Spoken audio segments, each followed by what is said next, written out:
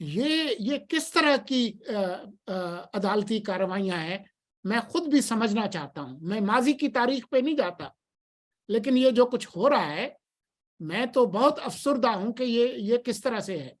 मुझे तो शर्म आई वो दो लेटर्स देखे हुए, एक मोजेस अदलिया की तरफ से क्रिकेट बोर्ड को कि जी हमारे लिए इतने वो वीआईपी पास और फला और प्रोटोकॉल ये करें, और फिर जब सोशल मीडिया पे जो है वो शोर मचा तो उसके बाद फिर ये कि जी ये गलती से ये चला गया।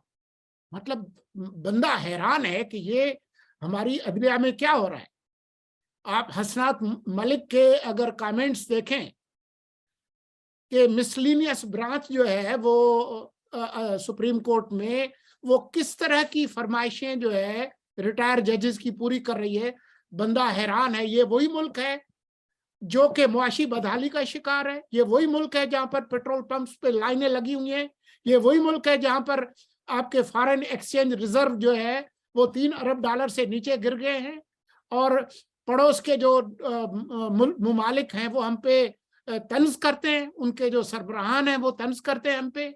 ये वही मुल्क है, ये वही मुल्क है जिसमें एक जज ने सिर्फ गिलानी को और नवाज शरीफ को घर नहीं भेजा, बल्कि एक पूरी आईनी तरमीम, 18वीं तरमीम, उसके बारे में इफ्तिखार चौधरी ने कहा कि ये वापस लें वरना मैं पूरे 18वीं तरमीम को जो है वो तब्दील कर दूंगा।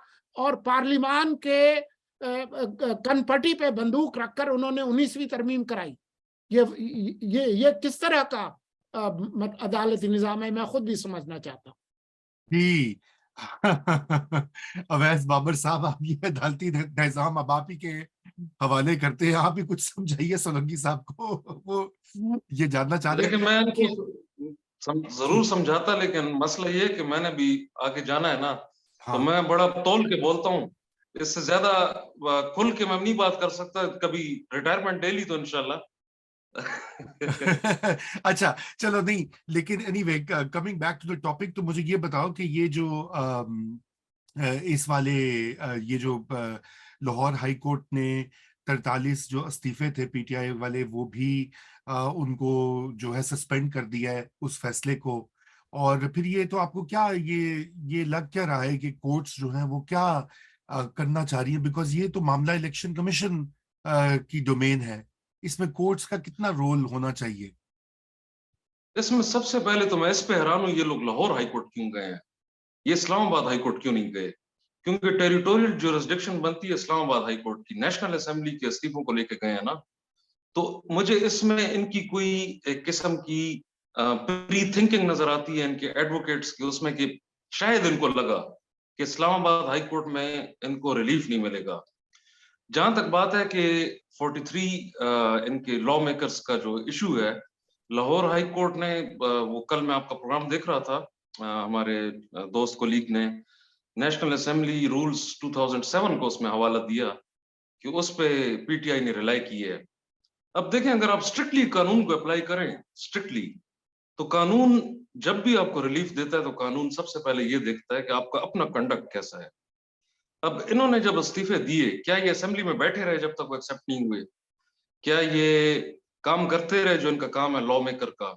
आप देखें ना, कहीं जॉब करते हो, क्या आप इस्तीफा दे के ऐसे कर सकते हैं कि आप ना आए और फिर मजाक बना दें उसका?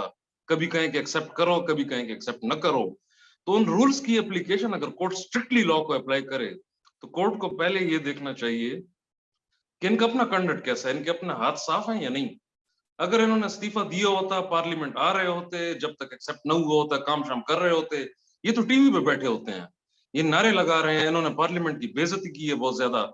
कुछ जितने सेशंस हुए हैं जब से इन्होंने, ये जो इनकी खान साहब की गवर्नमेंट गई है, ये लोग नहीं आए पार्लियामेंट में। अगर कोर्ट स्ट्रिक्टली लॉ को अप्लाई करे, सबसे पहले तो इस्लामाबाद हाई कोर्ट को, मतलब है, मैं I am no one to tell the court what to do, लेकिन मेरा एनालिसिस है कि it would be as per the law, अगर लाहौर हाई कोर्ट इसको डिसमिस करे पिटीशन को और इनको कहे कि आप जाएं Islamabad high court, Islamabad high court में ये फाइट करें। लेकिन इस्लामाबाद जो भी ऑनरेबल हाई कोर्ट इसको देख रही है, उसको ये जरूर देखना चाहिए कि ये एक्स्ट्रॉर्डिनरी सर्कमस्टांसेस हैं। कोई स्ट्रेट फॉरवर्ड मामला नहीं है कि आपने इस्तीफा दिया है, उन्होंने एक्सेप्ट नहीं किया, इतने अरसे आप क्या कर रहे थे उस दौरान। तो ये इन्होंने अपनी तरफ से चालाकी करने की कोशिश की लाहौर हाईकोर्ट जाके। मेरी इसमें सेकंड एक बात यह है कि it would have been better कि अगर इस को सस्पेंड न किया जाता इस नोटिफिकेशन को, क्योंकि जब आप सस्पेंड कर देते हैं आपने तो पूरे का पूरा केस ही खत्म कर दिया। You can't call it a stay order any more. ये तो स्टे नहीं है, ये तो पूरे का पूरा उनको आपने दे दिए जो वो मांग रहे थे। होना यही चाहिए था, उनको नोटिस करते, दोनों पार्टीज को सुनते और फाइनल डिसीजन करते, क्योंकि ये तो वैसे भी इन्होंने नहीं आना असेंबली। जी, वैसे भी नहीं आना, ठीक है। तो ये बताइए कि ये जो सोलंकी साहब, इन्होंने गवर्नर पंजाब ने जो कहा है कि जी हम इलेक्शन की डेट नहीं देने के पाबंद नहीं है, हाँ सही। ये क्या आप समझते हैं कि है वो तो ये मेरे ख्याल सियासी? में जो आइन का आर्टिकल 105(3) है उस पर रिलाय कर रहे हैं। बैरिस्टर साहब आपको ज्यादा बताएंगे। उसमें ये लिखा है कि जब गवर्नर असेंबली डिसॉल्व करेगा, तहलील करेगा, तो वो इलेक्शन का शेड्यूल देगा। उनका इस्तेदलाल ये है कि मैंने तो तहलील की नहीं, ये तो इनके अपने एक्शन की वजह से, जो आइन के अंदर लिखा है 48 घंटे के अंदर वो तहलील हो जाएगी अगर गवर्नर ने नहीं किया, तो मैं क्यों दूं, मैं तो इसका पाबंद नहीं हूं। मेरे ख्याल में वो कोई टेक्निकल वो कोई जवाज ढूंढने की कोशिश कर रहे हैं। लेकिन खैबर पख्तूनख्वा में तो इस तरह से नहीं हुआ। वहां तो गवर्नर ने एडवाइस कबूल करके वो तहलील कर दी, तो इसका क्या मतलब है। लेकिन जो बड़े जो सवालात हैं वो कुछ और हैं, और वो सवालात मैंने उठाए हैं। मैं चाहता हूं कि बैरिस्टर साहब उसके बारे में बताएं। बात यह है कि फरवरी 1997 से लेकर आज तक ऐसा कभी हुआ नहीं है कि कौमी असेंबली के इलेक्शंस एक दिन हों और सूबाई असेंबली के इलेक्शंस दूसरे दिन हों। वो जो 3-4 दिन का जो वक्फा था उसको भी खत्म कर दिया गया 97 में।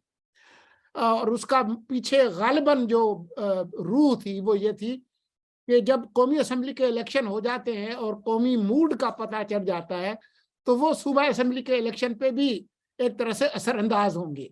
जो स्पिरिट है फेयर एंड फ्री इलेक्शंस की, शायद वो मुतासर होती है, जो कि आइन के आर्टिकल 218(3) में इलेक्शन कमीशन की ही जिम्मेदारी है, वाहिद इदारा, कि जी उसने इंश्योर करना है और किसी इदारे की जिम्मेदारी नहीं है कि जी फ्री एंड फेयर इलेक्शन हो। अब यहाँ पर एक और मसला आ गया जिसकी बैरिस्टर साहब ने भी आपको बताया कि हमारे जो फ्रेमर्स थे 18वीं तरमीम के, वो निगरान हुकूमतों का सेटअप तो ले आए, लेकिन उनको शायद ये नहीं मालूम था कि एक दिन इमरान खान पैदा हो जाएगा, और वो अपनी अना की तस्कीन के लिए, बावजूद इस बात के कि पंजाब और खैबर पख्तूनख्वा में कोई आईनी बुरहान नहीं था, वहां हुकूमतें ठीक ठाक से चल रही थी। खैबर पख्तूनख्वा में तो 2/3 अक्सरियत थी उनकी। दुनिया भर में हुकूमतें असेंबली उस वक्त तहलील करती हैं जब हुकूमत न चल रही हो। उनका मकसद इस्लामाबाद की हुकूमत को गिराना था। ये नावल आइडिया इमरान खान को दिया गया कि जी ऐसे कर ले तो ये हुकूमत गिर जाएगी। वो तो हुआ नहीं। अब मुश्किल ये पड़ी है कि 105 के तहत अगर 90 दिन के अंदर इलेक्शन कराते हैं तो पंजाब और खैबर पख्तूनख्वा में 5 साल के लिए हुकूमतें बन जाएंगी। जब अक्टूबर में इलेक्शन होगा तो यहाँ पर तो कोई निगरान हुकूमतें नहीं होंगी। इसी तरह से अब जब अप्रैल में करा रहे हैं तो इस्लामाबाद में निगरान हुकूमत नहीं है। तो ये एक आईनी बहरान है। या तो पार्लियामान जो है वो लेजिस्लेशन करे और कोई अमेंडमेंट कर ले कि जी ये जब ये अक्टूबर में जो इलेक्शन होंगे उस वक्त ये 2 सूबों की जो हुकूमतें हैं वो जरा घर पे मायूं बैठेंगी, आराम करेंगी, या तो ये कर लें। और अगर नहीं तो भाई असेंबली इन्होंने तोड़ी है, इनकी मर्जी से टूटी है, निगरान हुकूमतें इनकी ख्वाहिश पे बनी है, इनकी मर्जी से बनी है, आइन के तहत बनी है। तो अगर जो इलेक्शन अप्रैल में होने हैं अगर वो अक्टूबर में हो जाए और थोड़ा चंद महीने के बाद हो जाए तो कौन सी क़यामत आ जाएगी। आइन के अंदर एक आर्टिकल है 254 जो कि इसका जवाब पैदा करता है कि वो काम जो कि आपने एक खास मुद्दत में करना हो वो किसी वजह से न हो पाए और आप बाद में करें तो वो गैर कानूनी नहीं हो जाता। यही है 254। तो ये हमारे जो यूथीय जो लोग हैं उनको आइन के 280 आर्टिकल्स में से सिर्फ 105 नजर आ रहा है, उनको 218 नजर नहीं आ रहा, 254 नजर नहीं आ रहा, तो अब इसका क्या करेंगे? तो बैरिस्टर साहब हमारी रहनुमाई करें। जी बैरिस्टर साहब, आपने सुनी और सुनाई और सेक्रेटरी और पट्टी। और काउंसिल ऑफ कॉमन इंटरेस्ट वाला मामला वो भी है कि सेंसस इस वक्त हो रहा है, इस वक्त पब्लिश सेंसस 2017 का है, जबकि एक और सेंसस जा रहा है। अब 2 सूबों में आप पुराने सेंसस पे इलेक्शन कराएंगे और जो बाकी 2 सूबे और जो कौमी असेंबली के वो किसी और सेंसस पे कराएंगे। ये कौन सा तीतर बटेर आप चलाएंगे? ये कैसे होगा मुल्क के अंदर? ये तो एक सीरियस कॉन्स्टिट्यूशनल क्राइसिस है। बाकी ये जो है वो इनको एक और आइन का आर्टिकल नजर आ गया है यूथियों को, आर्टिकल 6, कि जी अगर आप 105 को आप वो 90 दिन में नहीं कराएंगे तो 6 आर्टिकल लग जाएगा। जब इन्होंने तहरीक अदम एतमाद पेश होने के बाद असेंबली तोड़ दी, जो कि आर्टिकल 95 की खिलाफ वर्जी है, उस वक्त तो आर्टिकल 6 नहीं लगा। अब जो है वो 3 महीने डिले करने से आर्टिकल 6 लग जाएगा। ये तो बैरिस्टर साहब ही बताएं, मैं क्या कहूँ। जी बैरिस्टर साहब। देखिए वो कहते हैं ना जी, बड़ी नाजुक सूरत हाल है, तो नाजुक सूरत हाल है बहुत ज्यादा। इसमें वो मैं आपको ऑडियंस को समझाने के लिए एक एग्जांपल देता हूँ आपको। आपको कानूनन इजाजत है कि आप अपना डिफेंस करें। फर्ज की एक शख्स आपको मारने की कोशिश कर रहा है, लेकिन फर्ज की आप खुद ये प्लान करें, पिस्टल लेके चले जाएं एक बंदे के इस तरह कनपट्टी पे रख दें, और वो रिस्पांस में पिस्टल जैसे ही निकाले आप उसको मार दें और कहें कि जी ये तो मैंने सेल्फ डिफेंस की है। तो यही हरकत पीटीआई ने भी की है। ठीक है, आप असेंबली डिसॉल्व तो कर सकते हैं, लेकिन आपने की किस नियत से? जिस तरह सोलंकी साहब ने कहा कि कॉन्स्टिट्यूशनल मशीनरी नहीं चल रही थी, जंग हो गई थी, क्या हो गया था? कोई कोई मसला हो गया था, कोई पार्लियामेंट में धमाका हो गया था, व्हाट हैपेंड? आपने क्यों तोड़ी असेंबली? अब यहाँ पे कोर्ट जिस तरफ भी जाए तो मुसीबत है। अगर कोर्ट इनको कहती है कि जी इलेक्शन कराओ 90 डेज में, तो मीनिंग देयर बाय फ्यूचर में कोई भी चीफ मिनिस्टर हो, वो मेलाफाइड इंटेंशन से असेंबली डिसॉल्व कर दे, he will get away with it, और बार बार ये मजाक बनाया जाएगा कॉन्स्टिट्यूशन का। अगर कोर्ट नहीं करती तो फिर ये जो केयर टेकर सेटअप है, इसको लेजिटिमाइज कैसे किया जाए, ये कोर्ट के लिए बहुत ज्यादा इशू बन जाएगा। मैं ये समझता हूं कि यहाँ पे चूंकि कानून में सुखम है, और चूंकि कानून में सुखम है, तो सुप्रीम कोर्ट के पास बहुत ज्यादा जुरिस्डिक्शन या डिस्क्रेशन आ गई है कि वो जो पिटिशंस उनके पास गई हैं कि वो क्या करे। अब उनको ये देखना है, जब जब जहां पे कानून साइलेंट हो, तो आपको कानून की स्पिरिट को देखना चाहिए कि अगर एक कानून बना हुआ है उसके पीछे स्पिरिट क्या है, ऑब्जेक्ट और पर्पसेस क्या हैं एक एक्ट को बनाने के या कॉन्स्टिट्यूशनल प्रोविजन के। अब यहाँ पे वो जो प्रोविजन है कि आप असेंबली डिसॉल्व कर लें, उसकी स्पिरिट ये है कि अगर आपकी कॉन्स्टिट्यूशनल मशीनरी काम नहीं कर रही, यहाँ पे सब कुछ ठीक था, लेकिन अवैस यहाँ पे देखो, आपने लेकिन जी अवैस देखो, जब असेंबली टूटती है तो 90 दिन के अंदर इंतखाबात का ऐलान तो एक स्टैंडर्ड प्रोसेस है ना। उसके लिए आपको एक केस बनाना पड़ता है अगर आपने उसको आगे करना है। जैसे हवाला दिया जाता है कि जब बेनजीर भुट्टो साहिबा की शहादत हुई थी दिसंबर 2007 में, उस वक्त एक कौमी अलमिया था, एक रीजन था कि इलेक्शंस को आगे पुश कर दिया गया। अभी सवाल ये कि अभी गवर्नमेंट ने या को इलेक्शन कमीशन को बताना पड़ेगा, ठीक है ना जी। जो मेरी जो अंडरस्टैंडिंग है, गवर्नमेंट बताएगी इलेक्शन कमीशन को, इलेक्शन कमीशन उसके ऊपर गौर करेगा और एक फैसला देगा। ये वाला प्रोसेस जो है ये अभी तक हुआ नहीं, और ये हो जाना चाहिए ना। फिर इसमें कोताही जो है इस वक्त सूबाई गवर्नमेंट्स की भी, जो निगरान गवर्नमेंट्स है उनकी कोताही है इस वक्त। 1997 में जी खान साहब नहीं थे, तो उस वक्त बहुत कुछ डिले भी हो सकता था और चल भी सकता था, एडजस्ट भी हो सकते थे सब। यहाँ पे एक बच्चा रो रहा है मुसलसल कि भाई खिलौना मुझे चाहिए, रात के 3 बजे हैं, लेकिन मेरे लिए दुकान खोलो। मेरा एक छोटा भाई है जी, वो जब हम छोटे थे तो टॉयज की शॉप के सामने लेट जाता था, तो मेरे सारे वालिद बच्चे को लेट ब्लैकमेल करने के लिए। तो यहाँ पे सिचुएशन को इस तरह बन गई है कि सोशल मीडिया का दौर है। देखिए 97 में पीटीवी था, नोबडी रियली केयर्ड के भाई गवर्नमेंट किसकी चल रही है किसकी नहीं चल रही। कू भी आ गया, जहाज भी हवा में जी, वो मुशर्रफ साहब वाला किस्सा भी हो गया। People would accept everything at that time. यहाँ पे है सोशल मीडिया का दौर, आप 1 मिनट में किसी जज को गंदा भी कर सकते हैं, और किसी जज को टॉप पे भी चढ़ा सकते हैं। अभी आप देखें कितनी ज्यादा पोलराइजेशन है। Let me give you an example. अब आज जो चीफ जस्टिस साहब ने रिमार्क्स दिए हैं, इनको कितना सेलिब्रेट किया जा रहा होगा पीटीआई के क्वार्टर्स में, यहाँ पे हम मातम कर रहे हैं। तो जस्टिस काजी फायजीसा के बारे में देखें कितनी पोलराइजेशन है दोनों साइड्स पे। तो ये जो पोलराइजेशन आ गई है, इसमें कोर्ट्स को बड़ी विजडम शो करनी चाहिए, और विदाउट लुकिंग कि भाई उधर इमरान खान है, पॉपुलर नहीं है। वो एक बड़ा मशहूर एक ब्रिटेन की जो एंग्लो सैक्सन लॉ है, उसमें टर्म यूज होती है, the court should look at all the circumstances of the case, all the circumstances. तो ये वो वाली सिचुएशन आ गई है कि हमारी ऑनरेबल सुप्रीम कोर्ट और लाहौर हाई कोर्ट को सारे सर्कमस्टांसेस को देखना चाहिए। काउंसिल ऑफ कॉमन इंटरेस्ट की जो बात की सोलंकी साहब ने, बिल्कुल, अब कानून में लिखा हुआ है कि इलेक्शन होगा लास्ट सेंसस पे, जो पिछला सेंसस हो, इसके बाद कुछ नहीं लिखा, उसके बाद ज्यादा प्रोविजंस नहीं है इस बारे में। और सेंसस होगा कैसे कि फेडरल गवर्नमेंट नोटिफाई करेगी, नोटिफाई किए हुए कि जी सेंसस करो, और सेंसस हो रहा है। तो ये भी एक सिचुएशन है, बहुत सारे फैक्टर्स आ गए हैं।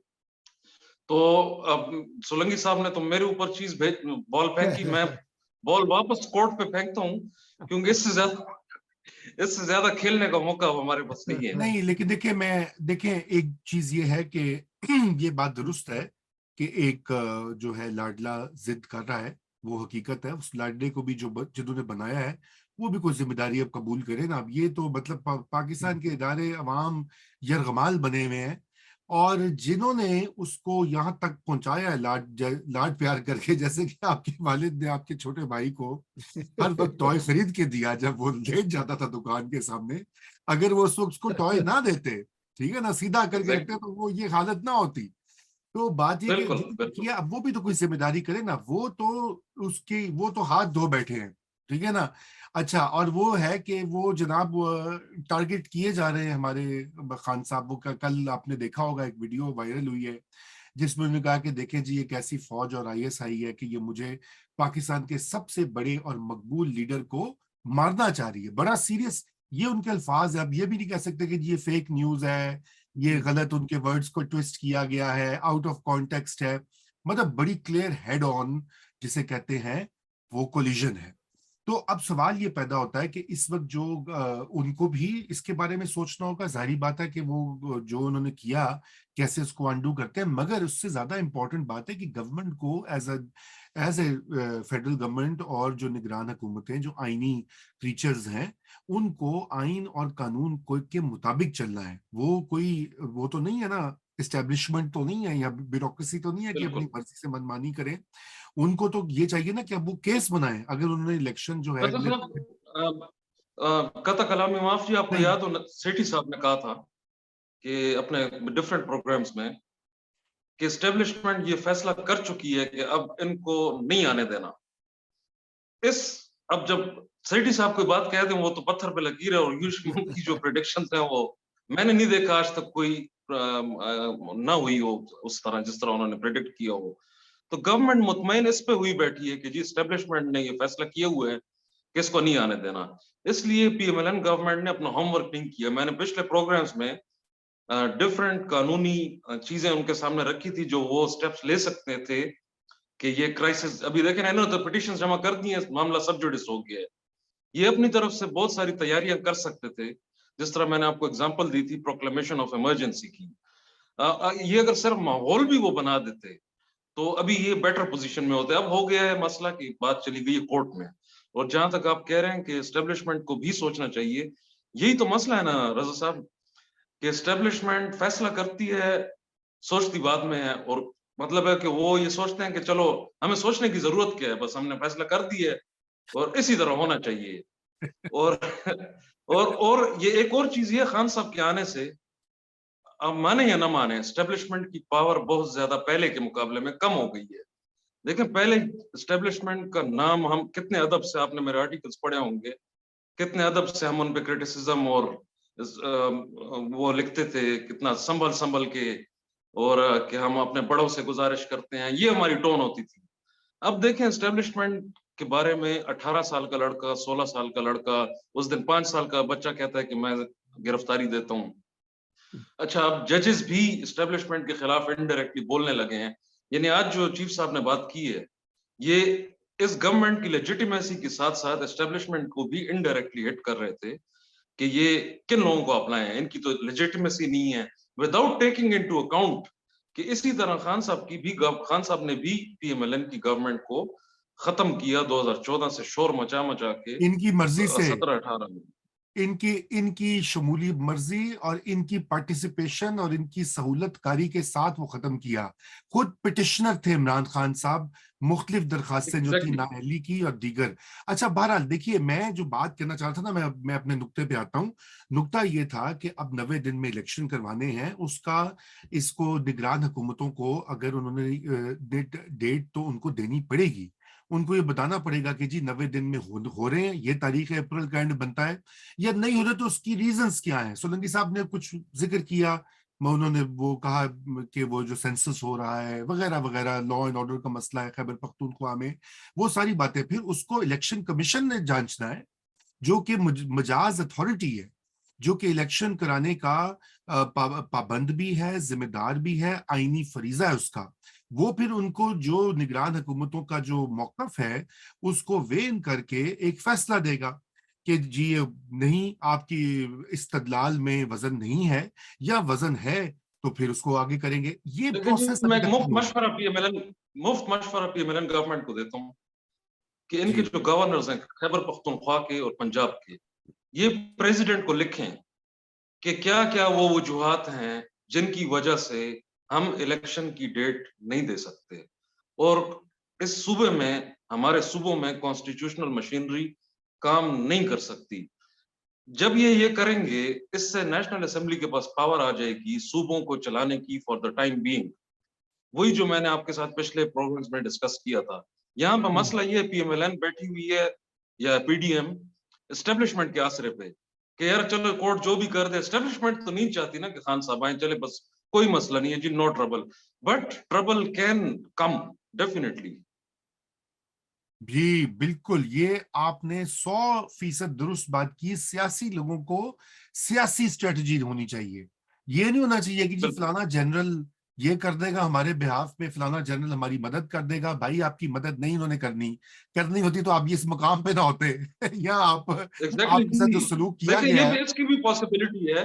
आप ये देखें, खान साहब का ट्रैक रिकॉर्ड देखें, अगर वो एक शख्स को डाकू कह के उसके साथ बैठ सकते हैं, और एक टाइम पे उसको शेख रशीद को चपरासी कह के उसको अपना इंटीरियर मिनिस्टर बना सकते हैं, तो एस्टेब्लिशमेंट भी की भी यही टेंडेंसी है कि वो जिन पॉलिटिशियंस को जलील करती है उन्हीं के साथ बाद में फिर सुलह भी हो जाती है उनकी।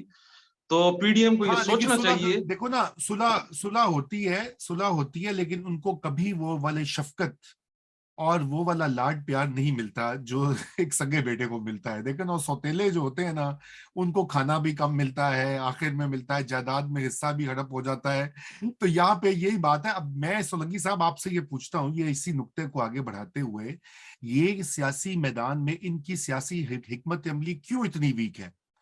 देखिए, जरदारी साहब 11.5 साल जेल में रहे हैं, उनको पता है इस पूरी चीज का। नवाज शरीफ अभी तक बाहर बैठा हुआ है, आ नहीं सकता, उसके भाई की हुकूमत है भाई। मतलब ये तो हाल है, this is the irony of आयरनीज।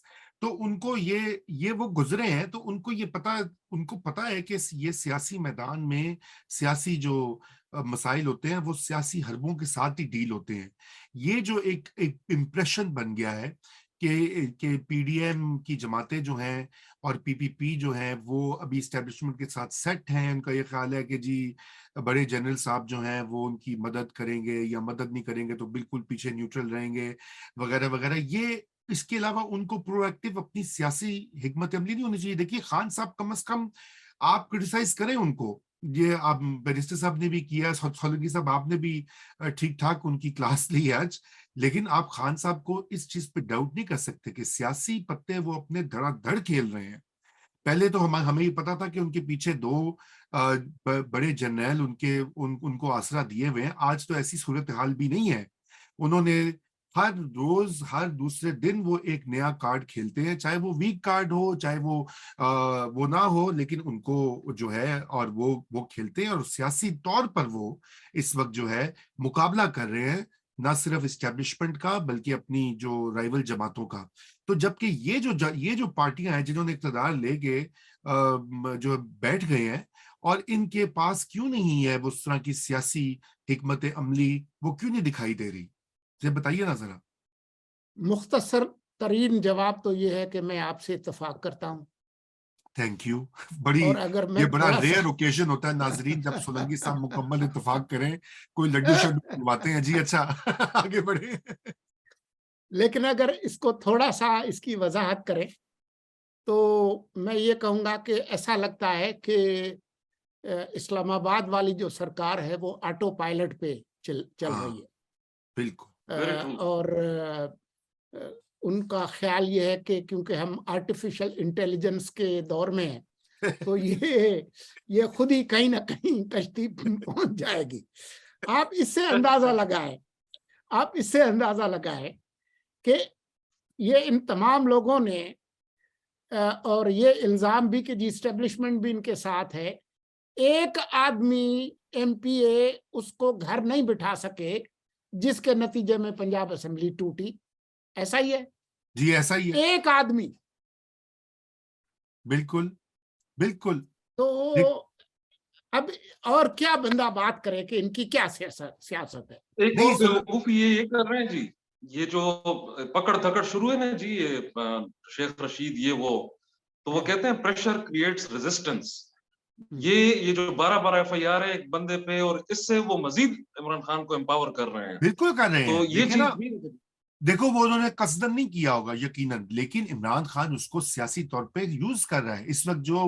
इस वक्त एग्जैक्टली उन्होंने अपने आप को एक मजलूम, जी, परसिक्यूटेड, रियासत के हाथों मजबूर एक, हालांकि वो कितनी बिल्कुल आयरनी की, मतलब इस सितम जरीफी की ये आलम है कि हमें पता है कि कौन 10-15 साल से इनको पुश करके किसने बिठाया हुआ है, वो आज कैसे उसने नैरेटिव अपना कैप्चर कर लिया है।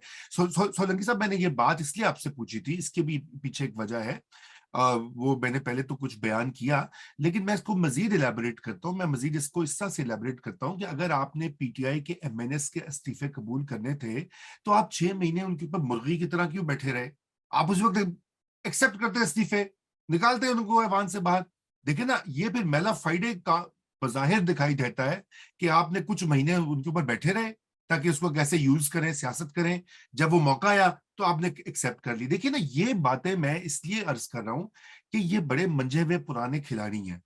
आसिफ अली जरदारी हो, नवाज शरीफ हो, हत्ता शहबाज शरीफ, फजलुर रहमान, ये कोई कल के नौवारिद तो नहीं है सियासत में।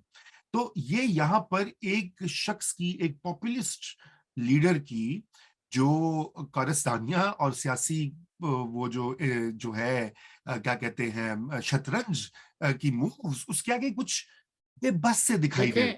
देखें बात यह है हाँ कि जब 10 अप्रैल को इमरान खान को निकाला गया तो इमरान खान मुल्क का मकबूल तरीन सियासतदान नहीं था। दिया। ये फैक्ट है।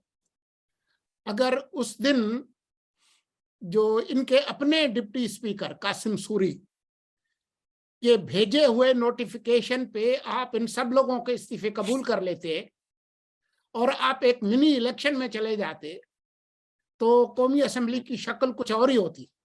सही। आपने उस पे ताखीर करके बैठ के जो उस पे उन अंडों पे जैसे मुर्गी बैठती है, तो फिर आपने वक्त जाया किया। जो कदम फैसला है, इनडिसीशन, ये भी एक फैसला होता है। जी हाँ। और उसकी कीमत फिर आप अदा करते हैं। अब ये उसकी कीमत अदा कर रहे हैं। दे आर जैसे पेइंग थ्रू देयर नोज। बिल्कुल, और जैसे कि आईएमएफ प्रोग्राम में भी डिले किया, देखिए ना, अब उसकी दिसंबर कीमत में कहा, दिसंबर के महीने में कहा कि हम आईएमएफ के प्रोग्राम में जा रहे हैं, अच्छी बुरी जो भी शरायत है कर लेंगे।